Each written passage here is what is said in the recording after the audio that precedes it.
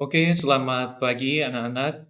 Pagi hari ini kita belajar tentang kerendahan hati. Bapak percaya anak-anak pernah mendengar yang namanya kerendahan hati. Salah satu tujuan dari pembelajaran ini dan setelah mengikutinya nanti, anak-anak diharapkan bisa memahami makna kerendahan hati dan menjelaskan ciri-ciri kerendahan hati dan kemudian bisa mempraktekkan sikap rendah hati dengan berdasarkan nats di dalam Alkitab, contohnya dalam Lukas pasal 18 ayat 9 sampai 14, kemudian dalam Lukas pasal 14 ayat 7 sampai 11, dan kemudian di dalam Injil Yohanes pasal 13 ayat 1 sampai ayat yang ke-7. Apa itu kerendahan hati dan apa makna kerendahan hati? Kerendahan hati adalah suatu sikap menyadari keterbatasan diri dan ketidakmampuan diri sendiri, sehingga dengan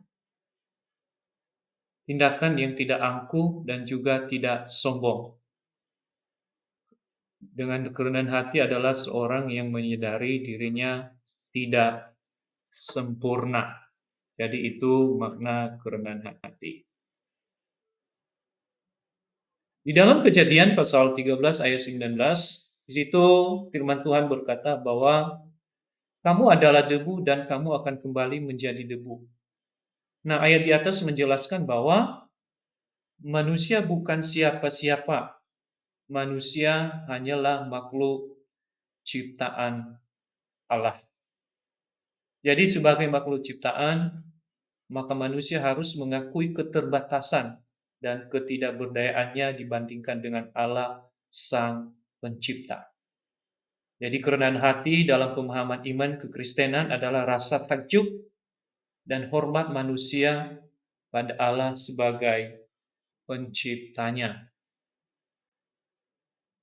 Nah, kemudian apa itu ciri-ciri kerendahan hati? Ada berapa ciri-ciri kerendahan hati yang bisa kita pelajari di sini? Yang pertama, takut pada Tuhan dan menggantungkan hidupnya kepada Tuhan. Yang kedua, taat kepada Tuhan dan melakukan perintah atau ajarannya. Yang ketiga, menghindari pemegahan diri sendiri, tidak menyombongkan diri. Yang keempat, menghargai kelebihan orang lain. Menghargai kelebihan orang lain. Kemudian, menyadari kelemahan diri sendiri. Dan selanjutnya, menghargai talenta yang Tuhan berikan dan dipakai untuk menolong orang lain dan juga berpartisipasi dalam komunitas gereja untuk menolong orang lain dengan tulus tanpa pamrih.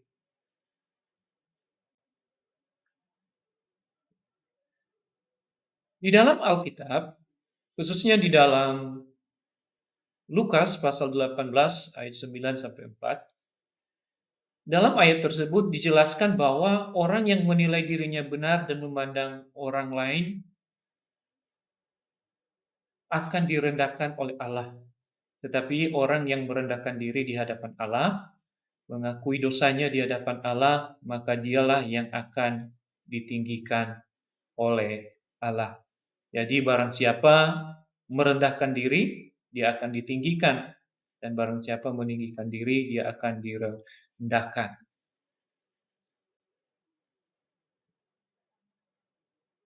Di dalam Injil yang lain, contohnya di dalam Yohanes pasal 3 ayat 1 sampai 7.